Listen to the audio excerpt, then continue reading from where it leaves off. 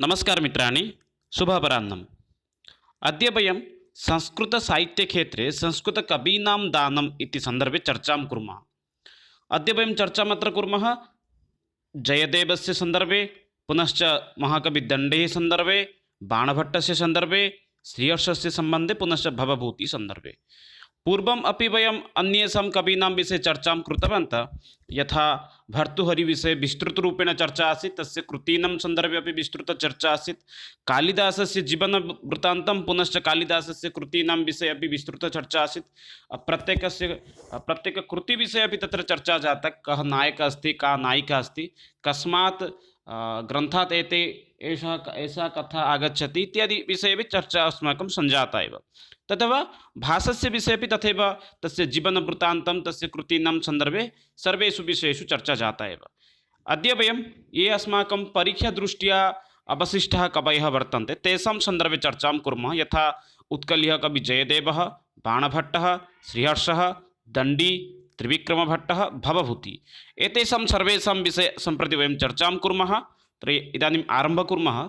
ततः पूर्वं वदामि, अद्य 6:00 पुनः संस्कृतशिक्षणसन्दर्भे एकं सत्रम् अस्ति, पुनश्च 8:00 तृतीयम् एकं सत्रम् अस्ति, यत्र संस्कृतव्याकरणसन्दर्भे प्रश्नानाम् एव वयम् अभ्यासं कुर्मः। तत्रापि भवतां सर्वेषां स्वागतम्। इदानीं वयम् आरम्भं कुर्मः। प्रत्येकस्य कवेः एव जीवनवृत्तान्तम् अत्र चर्चां कुर्मः। प्रारम्भिकसमये अस्ति जयदेवः। जानीमः एव वयं, जयदेवः उत्कलप्रदेशस्य एकः कविः वर्तते। जयदेवस्य पितुः नाम भवति भोजदेवः इति। जनाः तस्य मातुः नाम राधा इति वदन्ति, कुत्रचित् रमा इति अपि तस्य मातुः नाम अपि दृश्यते। भिन्नभिन्नमतमस्ति, राधा इति कुत्रचित् भवति, कुत्रचित् रमा इति आगच्छति। पत्न्याः नाम यदि पश्यामः चेत् पत्न्याः नाम भवति पद्मावती। पद्मावती पति इति प्रश्नं, कः पद्मावती पति इति अपि प्रश्नः आगच्छति, अतः पत्न्याः नाम अपि अस्माकं स्मरणे स्थापनीयं। तस्य जन्मवृत्तान्तविषये यदि सामान्यरूपेण चिन्तनं कुर्मः, मननं कुर्मः, तर्हि ज्ञातुं पारयामः यत् उत्कलप्रदेशस्य केन्दुबिल्व इति ग्रामः एकः अस्ति, तत्र तस्य जन्म भवति। उत्कलप्रदेशस्य केन्दुबिल्व ग्रामे इदानीमपि जनाः जयदेवस्य जयन्तीं परिपालयन्ति। तस्य जन्मविषये पश्यामः चेत् 11 शताब्दी इति जनाः वदन्ति, निर्धारितं नास्ति। प्रायः सर्वेषां कवीनां किञ्चित् जन्मवृत्तान्तं निर्दिष्टं न भवति।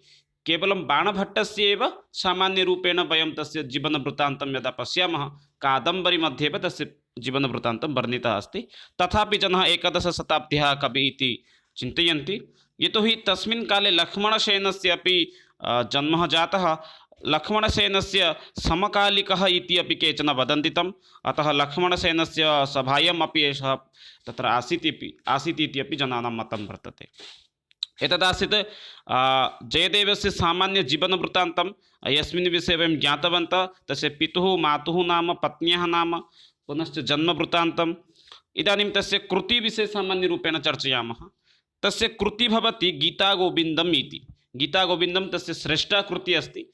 इतोपि कृतिद्वयं वर्तते, किन्तु तत्र तथा वर्णनं नास्ति। तस्मिन् विषये अपि नाम संस्कृतसाहित्ये तथा चर्चा न भवति। अतः केवलम् अत्र सामान्यरूपेण वयं यदि पश्यामः, गीतागोविन्दम् एव तस्य श्रेष्ठा कृतिः अस्ति। बहुत्र अपि प्रश्नम् आगच्छति, जयदेवस्य का कृतिः अस्ति अथवा गीतागोविन्दस्य श्रेष्ठा कः इति। तत्र भक्तिरसस्य अधिकाधिकप्रयोगः वयं द्रष्टुं पारयामः। मुख्यतः जयदेवः जगन्नाथस्य उपासकः आसीत्, अतः जगन्नाथ उपासकानाम् एव प्रायः भक्तिरसस्य एव प्रयोगम् अधिकाधिकं कुर्वन्ति। ये प्रणयविषये लिखन्ति तेषां शृङ्गाररसस्य प्रयोगः अधिकाधिकः भवति। अतः उपासकः सः जगन्नाथप्रभुः आसीत् एव, उत्कलीयः महाप्रभुः जगन्नाथः। उपाधिविषये यदि चिन्तयामः चेत्, यतोहि सः भक्तिरसस्य अधिकं प्रयोगं करोति, पुनश्च जगन्नाथं प्रति तस्य अधिकः भक्तिः आसीत् जगन्नाथे तस्य, अतः तं जनाः भक्तकविः इति अपि उपाधिमपि दत्तवन्तः। तत्र 12 सर्गाः सन्ति। प्रश्नः अपि भवितुमर्हति, गीतागोविन्दे कति सर्गाः सन्ति इत्युक्ते 12 सर्गाः तत्र वर्तन्ते गीतागोविन्दे। एतदासीत् सामान्यरूपेण गीतागोविन्दस्य सामान्यवृत्तान्तमेव। पुनरेकवारं स्पष्टं करोमि, गीतागोविन्दजयदेवस्य कृतिः भवति, अत्र भक्तिरसस्य अधिकाधिकप्रयोगः दृश्यते। जगन्नाथस्य स उपासकः आसीत्, पुनः तस्य कृते भक्तकविः इति उपाधिः अपि दत्तवन्तः। तत्र 12 सर्गाः सन्ति। सामान्यरूपेण एतत् पश्यामः, तत्र किं वर्णितमस्ति गीतागोविन्दे, तत्र सरससुन्दरललितमधुरपदेन राधाकृष्णयोः लीलाः अस्मिन् काव्ये वर्णितम् अस्ति। अर्थात् प्रश्नः अपि भवितुमर्हति, राधाकृष्णयोः वर्णनं कस्मिन् कुत्र वा वर्णितम् अस्ति, तत्र वयं लिखितुं पारयामः गीतागोविन्दे इति। गीतागोविन्दे राधाकृष्णयोः लीला अत्यन्तसुन्दररूपेण वर्णितः भवति। पुनश्च अत्र केवलं भक्तिरस, अन्यरसस्य नास्ति एव प्रयोगः, शृङ्गाररसः नास्ति, अत्र केवलं भक्तिरसस्य एव प्रयोगः दृश्यते। पुनश्च जयदेवः जगन्नाथस्य परमः भक्तः आसीत्, अतः केचित् तं वदन्ति भक्तकविः इति अपि तं केचन अपि वदन्ति। अग्रे पश्यामः, एतत्तु भक्तकवि जयदेवस्य जीवनवृत्तान्तम् आसीत्। इदानीं वयं भवभूतेः जीवनचरित्रं पुनश्च तस्य कृतीनां विषये चर्चां कुर्मः। भवभूतिः तस्य अन्यनाम जनः श्रीकण्ठः इत्यपि वदन्ति। तं जनः कालिदासेन सह अपि तुलनां तस्य भवति। वयं जानीमः कालिदासं, कालिदासेन सह एव तस्य तुलनां भवति। कालिदासस्य जीवनचरित्रं पुनश्च तस्य कृतीनां सन्दर्भे यदि भवन्तः पठितुम् इच्छन्ति, ऐ बटन् मध्ये लिङ्क् अस्ति, तत्र गत्वा भवन्तः द्रष्टुं पुनश्च पठितुम् अर्हन्ति। जन्मस्थानविषये यदि पश्यामः चेत् विदर्भदेशस्य पद्मापुरनगरम् इति एकम् अस्ति, तत्रस्य निवासी इति जनानां मतं वर्तते। स कृष्णयजुर्वेदस्य तैत्तिरीयशाखा अध्यायी एव आसीत्। गोत्र तस्य काश्यपगोत्रः आसीत्, पुनश्च पितुः नाम तस्य नीलकण्ठः, माता जातुकर्णः, पुनश्च पितामहः भट्टगोपालः आसीत्। अत्यन्तं महन्त आनन्दस्य विषयः भवति यदा कस्यचित् कवेः पूर्णं विवरणं वयं प्राप्नुमः। तथैव भवभूते अपि सामान्यपरिचयं प्राप्तवन्तः। यथा तस्य नाम भवभूति अस्ति, केचन श्रीकण्ठः वदन्ति अपि। जन्मस्थानं विदर्भदेशस्य प्रश्नः भवितुमर्हति, भवभूतेः जन्मस्थानं कुत्र अस्ति इति। विदर्भदेशः भवति। यदि वेदविषये चिन्तयामः, तस्य ज्ञानविषये, तस्य अध्ययनविषये, तर्हि सः कृष्णयजुर्वेदिः आसीत् एव। तैत्तिरीय उपनिषदीयशाखा, कृष्णयजुर्वेदस्य तैत्तिरीय उपनिषदीयशाखा आसीत् तस्य। गोत्रं पश्यामः चेत् ब्राह्मणगोत्रस्य आसीत्, पुनश्च काश्यपगोत्र ब्राह्मणजातः काश्यपसम्प्रदायगोत्रस्य आसीत्। पुनश्च पितुः नाम आसीत् नीलकण्ठः, मातुः नाम आसीत् जातुकर्णः। पुनश्च ते पितामहस्य विषये चर्चां कुर्मः चेत् पितामहस्य नाम आसीत् भट्टगोपालः इति। इदानीं भवभूतेः कृतीनां सन्दर्भे चर्चां कुर्मः। भवभूतेः तिस्रः कृतयः एव सति उपलब्धः भवति। यत्र मालतीमाधवम् इति एका कथा अस्ति, पुनश्च महावीरचरितम् इति अन्यमेकं वर्तते, पुनश्च उत्तररामचरितम्। एवं प्रकारेण कृतित्रयम् इदानीम् अस्माकं सविधे वर्तते। मालतीमाधवं यदि पश्यामः, तत्र एषा एका कथा भवति मालतीमाधवं, यत्र मालती इति एकः कन्या अस्ति, पुनश्च माधव इति एकः बालकः अस्ति। उभयोः प्रणयविषये एव अत्र अधिकाधिकः वर्णितः अस्ति। यतः उभयोः नाम अनुगुणमेव अत्र मालतीमाधवम् इति कथायाः नाम भवति। भवभूते कश्चन अत्यन्तश्रेष्ठा कृतिः इति अपि वक्तुं शक्नुमः मालतीमाधवं। पुनश्च अस्ति महावीरचरितं। महावीर अर्थात् अत्र महावीरस्य आख्या भवति रामस्य कृते। रामस्य पूर्वार्धविषये अत्र वर्णितः अस्ति, अर्थात् राज्यपूर्वार्ध इत्युक्ते राज्याभिषेकात् पूर्वविषयः एव वर्णितः अस्ति। महावीर आसीत्, अतः तस्य पूर्वविषये एव अत्र वर्णितः अस्ति। पुनश्च उत्तररामचरितं यदि पश्यामः, राज्य अभिषेकात् परं, विवाह राज्याभिषेकात् परं या घटना सर्वा भवति, यथा सीतायाः वर्जनं, वने नीत्वा सीतां स यदा परित्यक्त्वा आगच्छति इत्यादि विषये एव उत्तररामचरिते वर्णितः अस्ति। महावीरचरिते तस्य पूर्वविषयाः एव वर्णितः अत्र सन्ति। अतः एवं प्रकारेण भवभूते कृतयः त्रयम् एव इदानीमपि अस्माकं सविधे उपलब्धाः सन्ति। अत्र मालतीमाधवं प्रथमं भवति, द्वितीयं महावीरचरितं, पुनश्च उत्तररामचरितम्। एवं प्रकारेण तिस्रः कृतयः एव समाजे सम्प्रति उपलब्धाः सन्ति। अग्रिमं विषयं प्रति गच्छामः। अग्रे सन्ति त्रिविक्रमभट्टः इति। त्रिविक्रमभट्टविषये अपि इदानीं चर्चां कुर्मः। वयम् इदानीं केवलं परीक्षादृष्ट्या ये कवयः सन्ति तेषां विषये एव चर्चां कुर्मः, पुनश्च तेषां कृतीनां विषये सामान्यरूपेण चर्चां कुर्मः। अधिकविस्तृतरूपेण तु चर्चा न भवति इदानीं। परीक्षायाः अनन्तरं प्रत्येकस्मिन् विषये वयं सामान्यरूपेण अपि चर्चां कुर्मः। त्रिविक्रमभट्टः एतस्याः जन्म दशमशताब्दी इति अपि इष्टपूर्वम् अर्थात् ख्रीष्टाब्दपूर्वम् इति जनानां मतमस्ति। पौत्रः सः आसीत्, श्रीधरस्य पौत्रः सः आसीत्। पितुः नाम नेम आदित्यः पुनश्च देवादित्यः इति जनाः वदन्ति एव। देवादित्यः अथवा नेमादित्यः इति जनानां मतमस्ति। गोत्रः सः शाण्डिल्यगोत्रस्य आसीत्, पुनः ब्राह्मणजातेः सम्प्रदायस्य एव आसीत्। राजा राष्ट्रकूटवंशी पुनश्च इन्द्रराजतृतीयस्य एव सः सभापण्डितरूपेण एव आसीत्। अतः एतस्य जन्मानुगुणम्, एतस्य राजूति अनुगुणं त्रिविक्रमभट्टस्य जन्मविषये वयं स्थिरं कुर्मः। उपाधिविषये यदि चर्चां कुर्मः, सः उपाधिः आसीत् सौन्दर्याम् अनत्रिविक्रमम् इति तस्य कृते जनाः उपाधिं दत्तवन्तः। श्लेषालङ्कारस्य अधिकप्रयोगः भवति, अतः श्लेषकविः इति अपि जनानां मतं वर्तते। सामान्यरूपेण पुनः किञ्चित् चर्चां पश्यामः। जन्म दशमशताब्दी अस्ति। अग्रे पुनः श्रीधरपौत्रः सः आसीत्, श्रीधरस्य पौत्रः आसीत्। पितुः विषये चर्चां कुर्मः चेत् नेमादित्य अथवा देवादित्य इति जनानां मतं भवति। शाण्डिल्यगोत्रस्य आसीत्, ब्राह्मणजातेः। राष्ट्रकूटवंशी इन्द्रराजा इत्येव राष्ट्रकूटवंशी नृपस्य इन्द्रराजतृतीयस्य एव सः प्रायः सभापण्डितरूपेण आसीत्। उपाधिविषये चर्चां कुर्मः चेत् सौन्दर्यम् अनुत्रिविक्रमम् इति उपाधिः आसीत्, पुनश्च श्लेषकविः इति अपि तस्य कृते उपाधिः आसीत्। त्रिविक्रमभट्टस्य यदि कृतीनां विषये सामान्यरूपेण चर्चा भवति चेत् अत्र द्रष्टुं पारयामः। नळचम्पू इति एका तस्य श्रेष्ठा कृतिः वर्तते। प्रथमचम्पू काव्यस्य एव रचनाकारः भवति। इतः पूर्वं चम्पूकाव्यस्य वयं द्रष्टुं न पारयामः। नळचम्पू इति एव प्रथमम् अस्माकं त्रिविक्रमभट्टस्य दानं भवति चम्पूकाव्यरूपेण। ततः पूर्वं चम्पूकाव्यस्य प्रयोगः न आसीत् एव। नळचम्पूविषये पश्यामः चेत् अत्र 7 उच्छ्वासाः सन्ति। उच्छ्वासः इत्युक्ते पाठ इति वक्तुं शक्नुमः। यत् अध्यायः इति वदामः, दृश्यम् इति वदामः नाटके, तथैव अत्र चम्पू मध्ये उच्छ्वासः इति वदन्ति। उपजीव्यम् अर्थात् एतद् महाभारतस्य वनपर्वात् एव एतद् सङ्गृहीतः भवति। महाभारतस्य वनपर्वे एव नळचम्पू नलस्य विषये एव व्याख्यानम् अस्ति। तस्मात् एव सः महाभारतात् एव एषः एतद् विषयं स्वीकरोति। रसानां विषये यदि चर्चां कुर्मः चेत् शृङ्गाररसः एव अत्र अधिकाधिकप्रयोगः अस्ति। गुणमाधुर्यगुणयुक्तकाव्यमासीत्। नायकः अत्र भवति नलः, पुनश्च नायिका भवति दमयन्ती। नलदमयन्ती उभयोः प्रणयकथा एव अत्र वर्णितः अस्ति।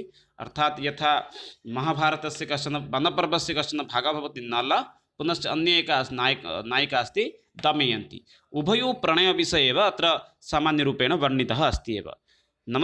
एतस्य मङ्गलाचरणविषये यदि वयं चर्चां कुर्मः तर्हि ज्ञातुं वयं पारयामः। एतस्य मङ्गलाचरणं भवति नमस्कारात्मकमङ्गलाचरणं। नमस्कारात्मकमङ्गलाचरणे एव अत्र सर्वे विषयाः वर्णिताः सन्ति।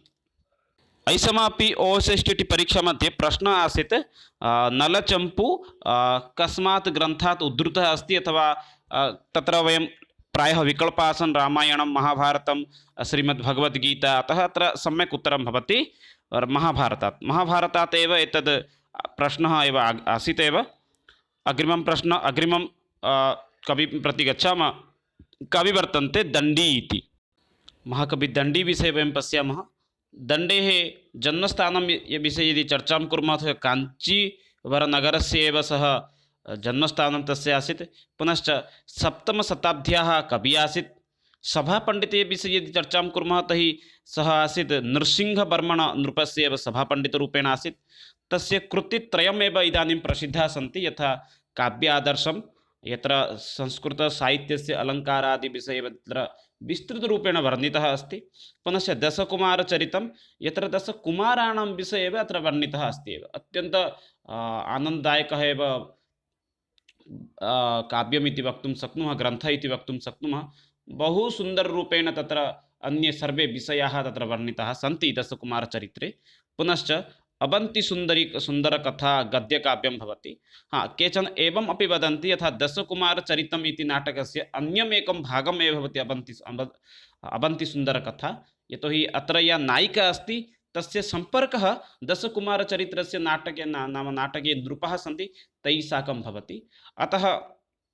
जनानां मतं वर्तते यत् अवन्ति सुन्दरकथा पुनश्च दशकुमारचरितम् उभयोः मध्ये मेलनम् अस्ति इति। पुनरेकवारं किञ्चित् सामान्यरूपेण अत्र स्पष्टतां करोमि। सः काञ्चीवरनगरस्य एव नाम जन्मस्थानं तस्य आसीत्। पुनश्च सप्तमशताब्द्याः कविः आसीत् दण्डी। सिंहपर्मणस्य एव सभापण्डितः आसीत्। पुनश्च तस्य तिस्रः कृतयः वर्तन्ते। ते यथा भवन्ति काव्यादर्शं, पुनश्च दशकुमारचरितं, पुनश्च अवन्तिसुन्दरकथा। एवं प्रकारेण तिस्रः कृतयः तस्य दण्डेः प्रसिद्धाः सन्ति। एवमपि एकं वाक्यमस्ति, यथा उपमा कालिदासस्य भारवे अर्थगौरवं दण्डीनः पदलालित्यं माघे सन्ति त्रयो गुणाः इति। अतः प्रश्नः अपि एवं भवितुम् अर्हति, दण्डीनः डेस् इति आगच्छति प्रश्नः, तद् दण्डीनः पदलालित्यम् इति वयमपि लेखितुं शक्नुमः। अग्रे वयं पश्यामः श्रीहर्षस्य विषये। सामान्यरूपेण सूक्ष्मरूपेण सिंहावलोकनं कृत्वा सर्वेषां कवीनां विषये वयम् अग्रे अग्रे गच्छामः। श्रीहर्षस्य पितुः नाम भवति श्रीहिरः। मातुः नाम विषये यदि चर्चां कुर्मः चेत् माता तस्य भवति मम्मलदेवी इति भवति। पुनश्च सः काशीराजविजयचन्द्रस्य सभापण्डितः आसीत्। तस्य सामान्यसंक्षिप्तः जीवनवृत्तान्तं भवति एतत्। तस्य कृतीनां विषये यदि वयं सामान्यरूपेण चर्चां कुर्मः तर्हि द्रष्टुं वयं पारयामः। स्थर्ज्य विचारप्रकरणं प्रारम्भिकसमये अस्ति। द्वितीय अस्ति विजयप्रशस्ति। पुनश्च अस्ति खण्डनाखण्डखाद्यं, गौडे विर्सप्रशस्तिः, अर्णववर्णं, छन्दप्रशस्तिः, शिवशक्तिसिद्धिः, नवसाहस अङ्कचरितचम्पुः, नैषधीयचरितम्। एवं प्रकारेण श्रीहर्षस्य नवकृतयः समाजे इदानीम् उपलब्धाः सन्ति। सामान्यरूपेण पुनश्च किञ्चित् श्रीहर्षस्य विषये वदामः। किञ्चित् श्रीहर्षस्य कृतीनां विषये अपि सामान्यरूपेण सूक्ष्मावलोकनं कृत्वा गच्छामः। स्थर्ज्यविचारप्रकरणं, द्वितीय अस्ति विजयप्रशस्ति, खण्डनखण्डखाद्यं, गौडविर्सप्रशस्तिः, अर्णववर्णं, छन्दप्रशस्तिः, शिवशक्तिसिद्धिः, नवशङ्कचरितचम्पु, नैषधीयचरितं। तस्य श्रेष्ठा कृतिः यदि किमपि चिन्तयामः चेत् तस्य श्रेष्ठा कृतिः भवति नैषधीयचरितं। नैषधीयचरित्रविषये सामान्यरूपेण वयं पश्यामः।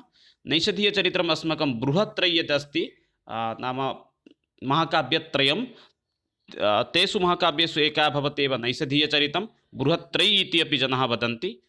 एतदेकं महाकाव्यं भवति। एकं महाकाव्यमस्ति कुमारसम्भवं, कालिदासस्य कृतिः भवति। पुनश्च कुमारसम्भवे एव कुमारस्य जन्म अर्थात् कार्तिकेयस्य जन्मविषये एव वर्णितः अस्ति। तदेकं भवति। द्वितीयं भवति नैषधीयचरितं। तृतीयं महाकाव्यं किमस्ति भवन्तः तत् कामेण्ट् बाक्स् मध्ये लिखन्तु। यदि न सम्भवति तर्हि अग्रिमदिवसे अहम् एतस्य उत्तरमपि तत्र कामेण्ट् बाक्स् मध्ये पिन् करिष्यामि। अहं महाकाव्यद्वयम् उक्तवान्। एकमस्ति नैषधीयचरितं, द्वितीयं वर्तते कुमारसम्भवं। तृतीयं किमस्ति भवन्तः स्वयमेव तस्य उत्तरं लिखन्तु। नैषधीयचरित्रे 12 सर्गाः सन्ति। प्रथम 11 सर्गे एकः विषयः वर्णितः अस्ति। पुनश्च अग्रिम 11 सर्गे भिन्नविषयः वर्णितः अस्ति।